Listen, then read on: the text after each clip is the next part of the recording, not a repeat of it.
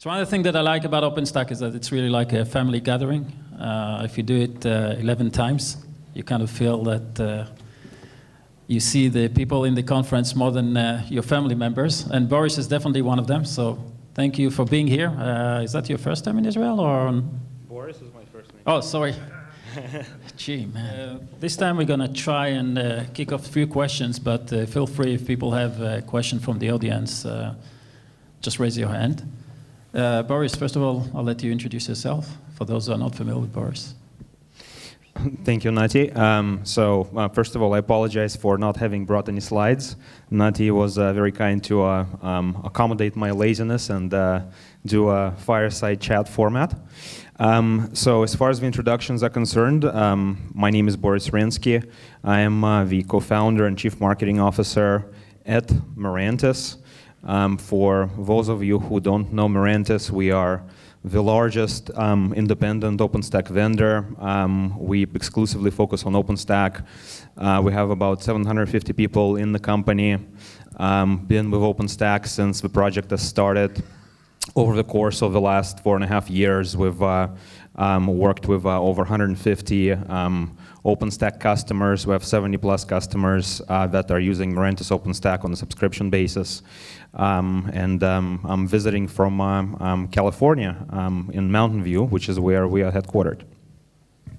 Thanks. And Boris, kind of personal questions. We used to, especially those who were coming to the summits, seeing news every summit from OpenStack, from Mirantis. Once it was VMware and PayPal, and last time it was Red Hat. And this year, what was it? I mean, are you becoming older? Yeah, so we know we're growing up. So in terms of the loud and the industry-shaking things that we're doing, we're becoming a little bit more timid. But as far as the theme for the last summit, it was all about application workloads, application catalog, and Murano. So this is something that was actually announced on stage during a Vancouver summit. But this is not exclusively something we in Mirantis were driving. So so you probably saw Jonathan Bryce talk about a project called Murano. What Murano is, in very simple kind of terms, you can think of it as an installer of applications and workloads on top of OpenStack. It's not exclusive to Mirantis OpenStack. It's an upstream project. We started it, but there's many contributors now outside of Mirantis using it. And last summit, we've actually worked with a bunch of members on the OpenStack upstream team, as well as the OpenStack Foundation, to launch the OpenStack application catalog, which is the community catalog. Anybody's free to come and contribute a Murano packaged application, and then that application is reusable across. It's definitely usable on Mirantis OpenStack clouds, but also on Red Hat or HP Helium, you name it. So that was the workloads, and the application catalog was a big theme for us at Vancouver. Now, you've been one of the, I think, first startup to actually pick on OpenStack and become a distro, and there's been a bunch of them recently being acquired, Bluebox being the recent one that has been mentioned by IBM, but there's been Nebula, who's actually not with us anymore. How do you see the market for companies like yourself for building the business on top of OpenStack, purely on OpenStack? So there is a bunch of questions that you've piled in here. So first of all, speaking about the recent market consolidation, I think that it's actually a good thing. It's definitely a good thing for us. I think that the reason this is happening is because the market's been maturing. And the reason why I think a lot of the smaller guys are starting to go away is simply because as we view it, OpenStack is something that requires a certain minimum scale to really succeed. If you look at business in general, there's different models of how we can build a company.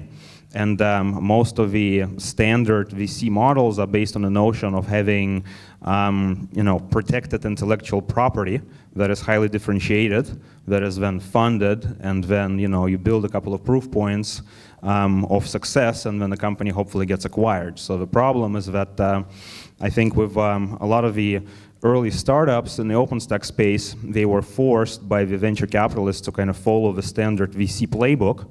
But the problem with OpenStack is that OpenStack is open source. There is no intellectual property to protect. So the way to succeed in the market is through excellence in your business process and delivery process. And with that comes also the necessity to have a certain minimum scale.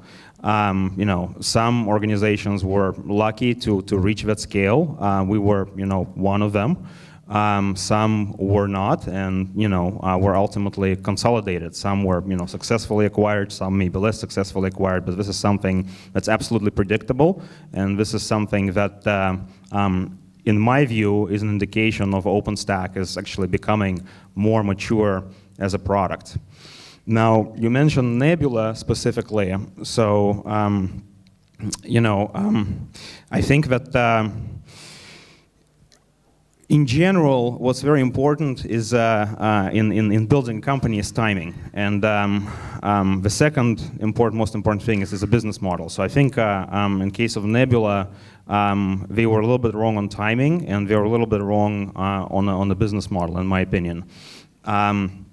So the question that kind of arises out of the Nebula shutdown is whether or not the appliance business model in OpenStack is viable in general. And you've seen Contron that's working with OpenStack distributions and delivering OpenStack in an appliance form factor. You've seen Helion doing the same thing. So the question ultimately, given that Nebula weren't successful, is appliance something in the OpenStack space that can succeed? And my belief is that yes, it absolutely can succeed. The way for an appliance to succeed is in building the appliance. Ultimately, you have to leverage the strong sides of OpenStack. And the strong side of OpenStack is no vendor lock-in and flexibility. So if you're taking OpenStack and you're building a super opinionated appliance that is effectively closed, that gives you very limited choice with respect to the ecosystem vendors that you can work with, that can work, and we've seen that work in cases like Nutanix, but this model does not necessarily overlay well on top of the adoption patterns in the OpenStack space. I think that the approach that Helion is taking is a much more sound approach. And in my view, the ideal OpenStack appliance is the one that properly balances between, on one hand, actually delivering the complete package to the customer, where you have an appliance, everything is pre-tested, and there is some element of opinion injected into the architecture, but at the same time, the end user gets the benefits of flexibility. So there is a variety of different components that you can put in the appliance rack. So you can have different computes, different storage vendors, different networking vendors that go in the rack, and you can pick and choose. You can have everything, but you have to kind of balance. You have to be somewhere in the middle. So I don't know, does it answer the question? It does answer, and I have a lot of following questions, but I wanted to see, first of all, if there are questions from the audience for Boris. You're being shy today, come on. Anyone, questions? Okay, so you mentioned the business model, and I'll let people here kind of wake up. I know that usually Israelis are notorious for actually asking too many questions. So back to the business model, and I think you mentioned, would you recommend a company that is now raising funds to build a business on top of OpenStack? If so, would that be a distro or something else on OpenStack? It's a good question. So, I mean, here's my kind of blunt view is there's definitely a lot of opportunity for startups in OpenStack. I think that at this point in time, if you're trying to do something in OpenStack as a startup, simply doing a distro is not the path unless you're able to raise a crap load of money. But because OpenStack is so vast in terms of different elements that you can plug into it, right? There is, with every kind of element that plugs into OpenStack, there is an opportunity for a startup. One of the, I think, most important things that OpenStack accomplishes for the infrastructure ecosystem is it unleashes innovation through getting rid of vendor lock-in, which in turns enables for different startups to bring their innovations to the enterprise in a much easier way. So, for example, if you look at most of the kind of standard infrastructure stack vendors today, like Oracle infrastructure or Microsoft infrastructure or VMware infrastructure, you see that the vendors, they tend to dominate the entire stack. So be it virtualization, networking, compute, it's one thing. Oracle goes as far as not to be too shy and tell that they're kind of the Apple of infrastructure, software, hardware, complete, everything, one stack. The problem with this kind of market dynamic is that if you're a startup and you, for example, created some innovation networking space, for example, you came out of Amazon and you want to kind of push the Amazon way of networking onto the enterprise. You have your solution to do the networking the Amazon way. When you live in a world that's dominated by a limited number of infrastructure stacks, there's no way you're going to be able to wedge yourself into the infrastructure space, because as VMware has a networking story, HP has a networking story, Oracle has a networking story. Now, as the world is moving more towards open, and OpenStack being an enabler for it, OpenStack pushes this notion of any startup that comes up with interesting infrastructure innovation being able to attach to OpenStack and kind of get into the infrastructure marketplace much easier.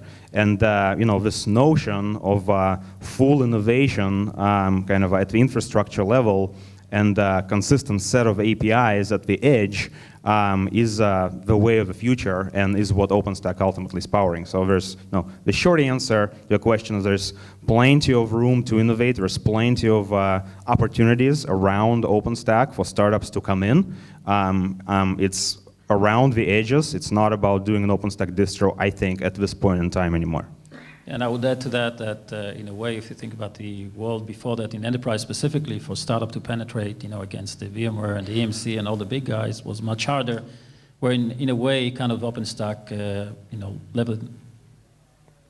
put the level of or the barrier to entry much lower, so you could actually build to OpenStack and through OpenStack get access to all the enterprises of the world, without having to go through the same barrier that there was before, where each enterprise had its own infrastructure, its own setup, and it was much more complex to set up and penetrate into that market. But I agree with you that the opportunity is in a different place than being a distro, which is a big pocket game, as you probably mentioned. Yeah, and to kind of plug Mirantis a little bit, I think that this notion that I've just described to unlock the simplicity of adopting infrastructure innovation is really our mission at Mirantis, because pretty much unlike any other vendor in the OpenStack space, for the notion of focusing on OpenStack exclusively and nothing else, we believe that we are, unlike anybody else, are actually best positioned to help enterprises bring this innovation throughout the market into their stack and adopt best-of-breed stacks. So,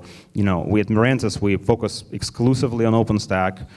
This pure-play OpenStack term that we've coined throughout the kind of OpenStack ecosystem is, what we believe in. Like I said, unlike anyone, we don't have, an interest in being, having a storage solution or a networking solution or being a virtualization platform or having a platform as a service of our own. We believe on focusing just on OpenStack and spending all of our energy on integrating with those solutions that are most in demand in the OpenStack space at the moment. Excellent. Thanks very much, Boris, for being here. Thank you, Nati. I feel that we have a lot of ground to cover here, but unfortunately we're running out of time. Next, we're going to have Liveperson, the poster child of OpenStack in Israel. Thanks to Eliza. I'll let you both introduce yourself, because I know that some people know Koby, but not too many people know Gonen. Gonen, go introduce yourself.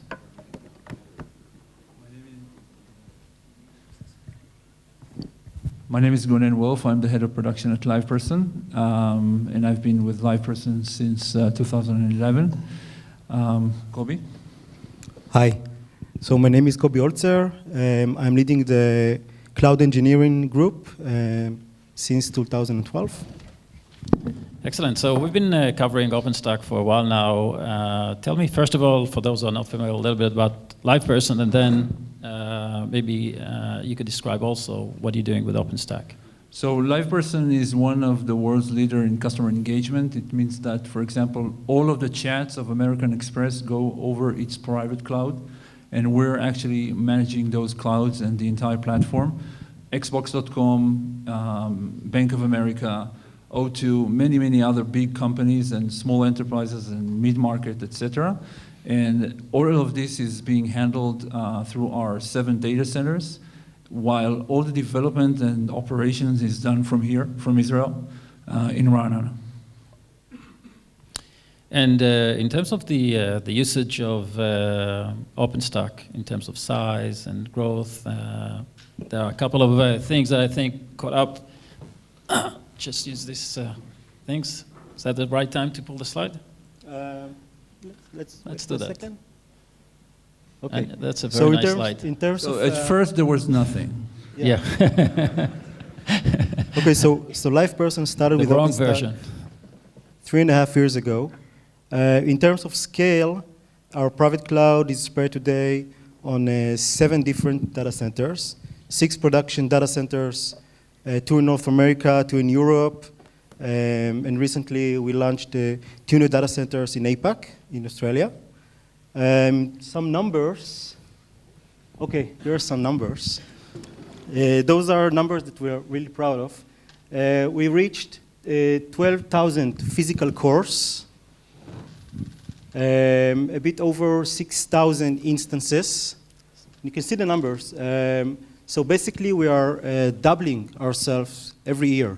This is true until today. So we believe those are significant numbers, and Liveperson service is based on OpenStack almost entirely. So OpenStack is a very big deal in Liveperson. Now, we've seen Walmart in the Vancouver event, and obviously Walmart is a fairly big name. Can you compare your deployment size into Walmart? I can a bit. I think that I recently learned the Walmart story. We had the pleasure in Vancouver. And we learned that in terms of numbers, of scale, Walmart uses today 15,000 physical cores. So we are using 12,000 physical cores.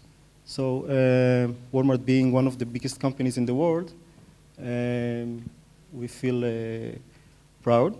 And again, the same number of data centers for us. So the scale is pretty close to Walmart.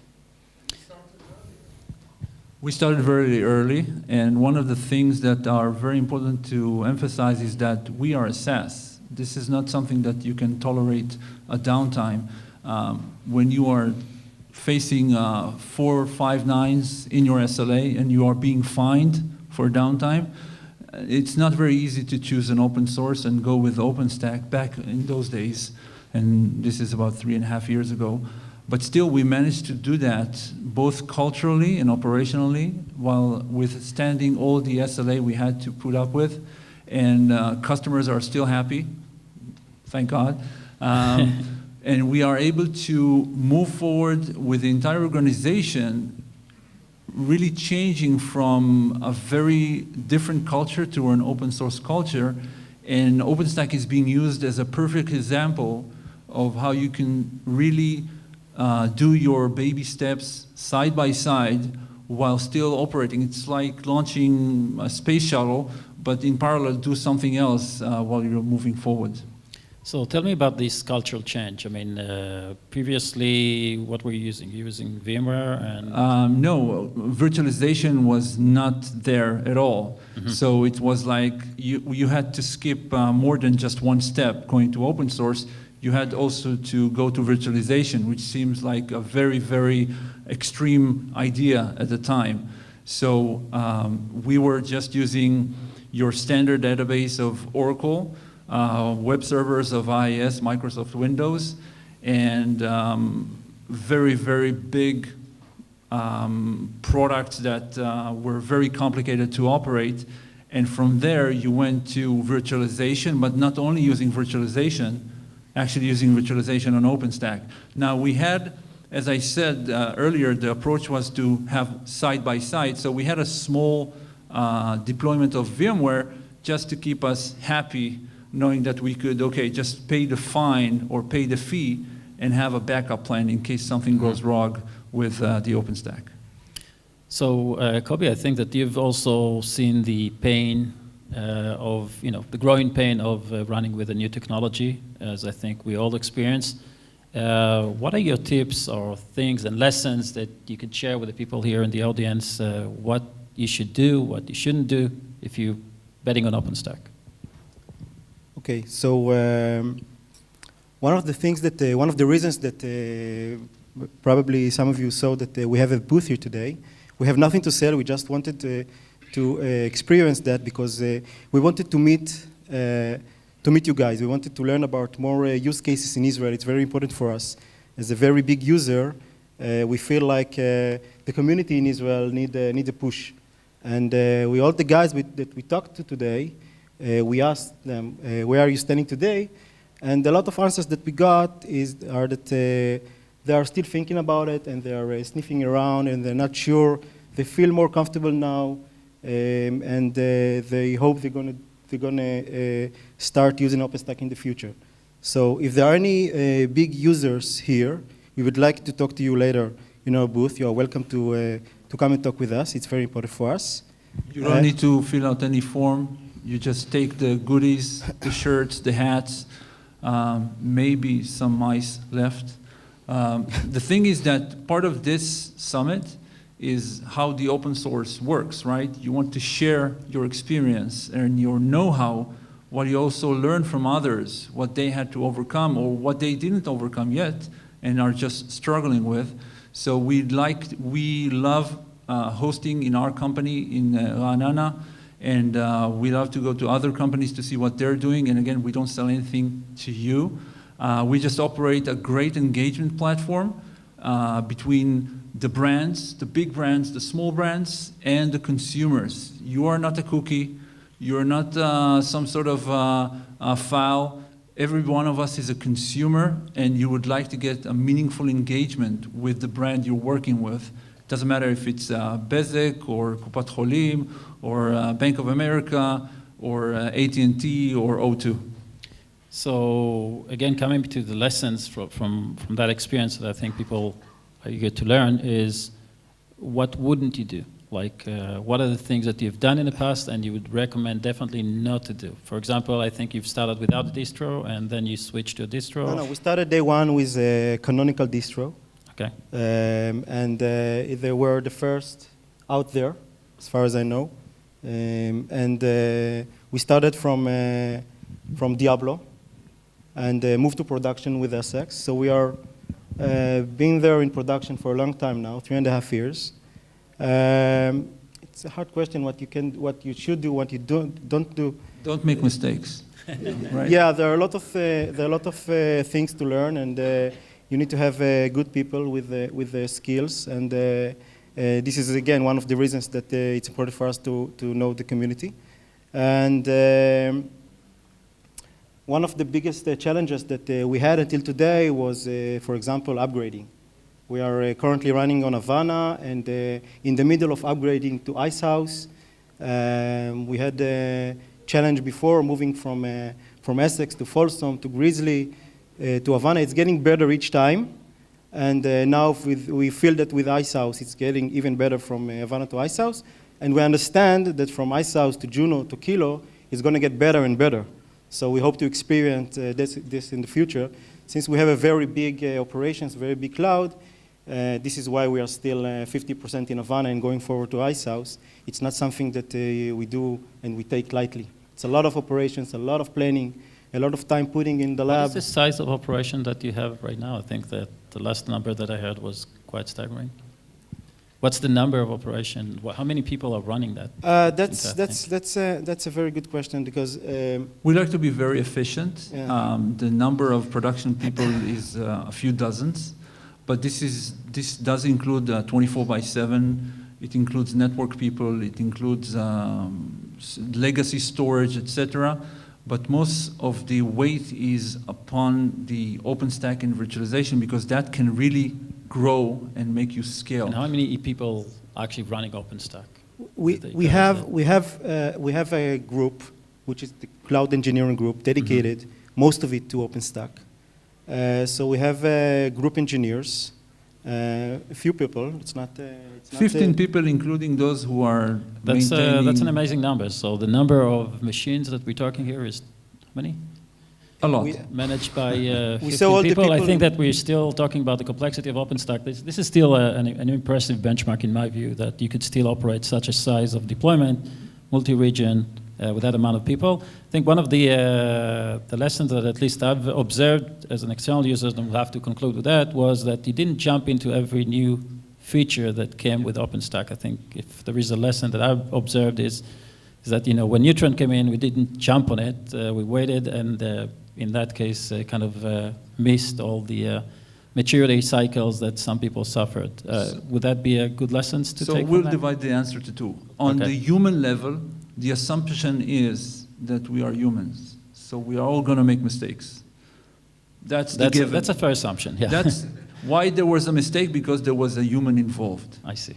Okay, and this is very important for us as a SaaS provider. You cannot really explain, oh, someone pressed the wrong button. So that's on the human issue, the human solution, the human scale. On the technology side, Koby can elaborate on. I would like to have many more engineers. We have a very big backlog. We would like to do many more projects. We're looking at Ironic. We are, of course, you can't have a strategy without saying containers and thinking about containers and Kubernetes and Magnum. We have a lot of very interesting things in our pipe, and we would like to do them all as quickly as possible. But still, we have a lot of priorities and obligations, and first of all, to the service. So with a handful of engineers, we're trying to do the best. So we hope we will always have a backlog. Thanks very much for joining us. Again, this is just a teaser for Liveperson. As with Boris, they will be still around. Next is Marco from Telecom Italy. Come and visit us in the booth. We can talk And more. listen to my 5 minutes presentation later on. So first of all, Marco, I learned yesterday that you're a big sport guy, right? You're doing climbing, and yesterday I've seen you doing kayaks. I'm fond of indoor climbing. Unfortunately, I have two small children, so I'm not able to do outdoor very often, but I'd like to... I thought that virtualization solved that, right? Never mind. So anyway, Marco from Telecom Italy, tell us a little bit about yourself. And Hello, everybody. My name is Marco Ughetti from Telecom Italia. I'm working in the NFV engineering department based in Turin, and I'm in charge of orchestration and management of the NFV infrastructure. As an operator, I don't know if there are some slides. We are facing the transition from a traditional network to network virtualization process, and we are building the first infrastructure in order to host the first virtualized network functions. So we are in the process of providing the infrastructure and in selecting the first virtual network function that we will host in that infrastructure. So maybe I can. Okay, these are the three main activities we are going on in the NFV streaming. So the first, very important, is how to orchestrate this kind of thing, because as Axel stated before, NFV needs a full automation needs orchestration, and this is a very interesting point because there is a lack of standards so far. There is a Mano standard in Etsy that is discussing about how to orchestrate NFV infrastructure and the virtual network function, but the lack of standard is triggering something that is not very good from a lot of vendors. A lot of vendors are providing virtual network function with their specific virtual network function manager, and as Axel stated before, there is a chaos of orchestration, and we have, as an operator, we have to avoid this kind of stuff, and we are trying to understand how we can do in order to avoid it.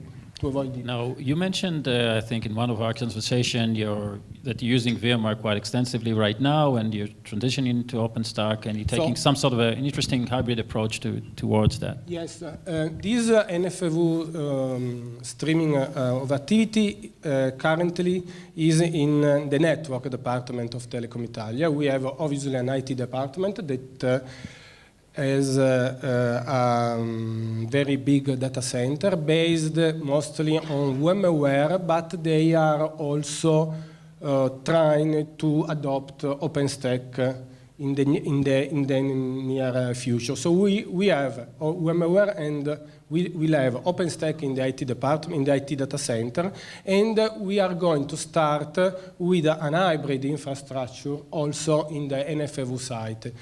We are targeting a widespread OpenStack distribution, but we are going to start hybrid because there are some constraints, some risk mitigation issues, and some constraint with the first VNF that we have to host.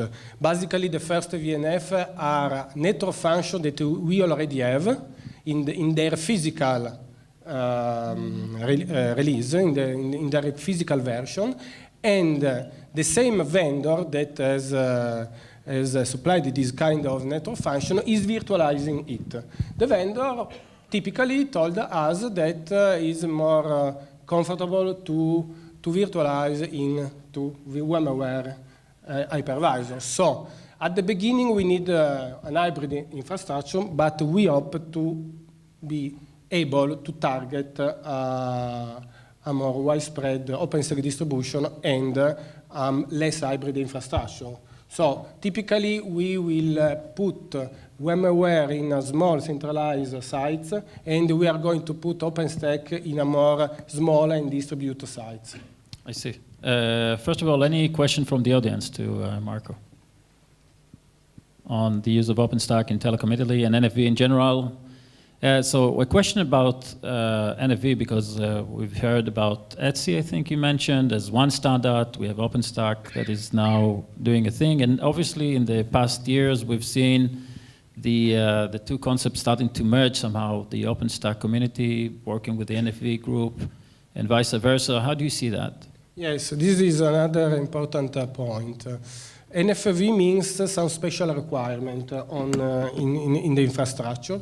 We noticed that there are a lot of initiatives in the OpenStack community, the Telco working group. There is another important project that is OpenNFV that has just released the first release, Arno. And there are a lot of IT and telco standard vendors that are providing their OpenStack-based infrastructure with some specific capabilities. Capabilities are related to the carrier-grade stuff, related to the networking performance. Maybe I can show you this cloud world, that is the cloud world related to all NFV-specific requirements. Carrier-grade stuff, performance about networking and storage. There is a lot of issue on disaster recovery, high availability, and so on.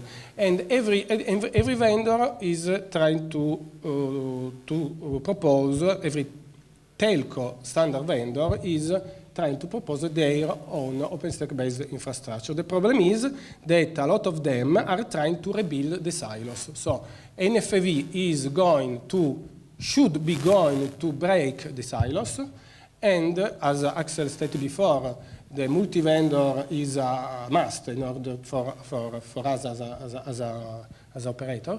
And many vendors are trying to rebuild the silos because they bring the infrastructure, they bring their orchestration capability and their VNF. And because of their VNF are very special and needs a very special requirement, we have to host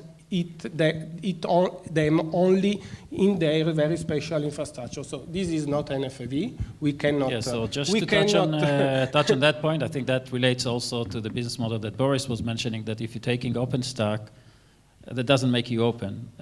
If you're still trying to build an entire solution that ties to your stuff, and that becomes yet another silo, as you mentioned. Yes. So if you're going with the OpenStack spirit and business model, you have to adopt a more best-of-breed approach rather than picking up your own solution and wrapping it with OpenStack. I think that's the type of challenge that you're referring, that the carrier-grade vendors are still trying to, when they approach OpenStack, they're still trying to carry that mentality into OpenStack. Yes, the question is how we can do as a customer or as a OpenStack user in order to simplify this context, and how we can target a simplified context in the NFC And how do you domain. approach that? I mean, what do you do with vendors to actually create that type of best-of-breed approach? We are not going to buy the overall stack by only one vendor. So now we have the fabric, we have the networking, we have the storage in the site. We are installing them and we are starting them. The next step will be to select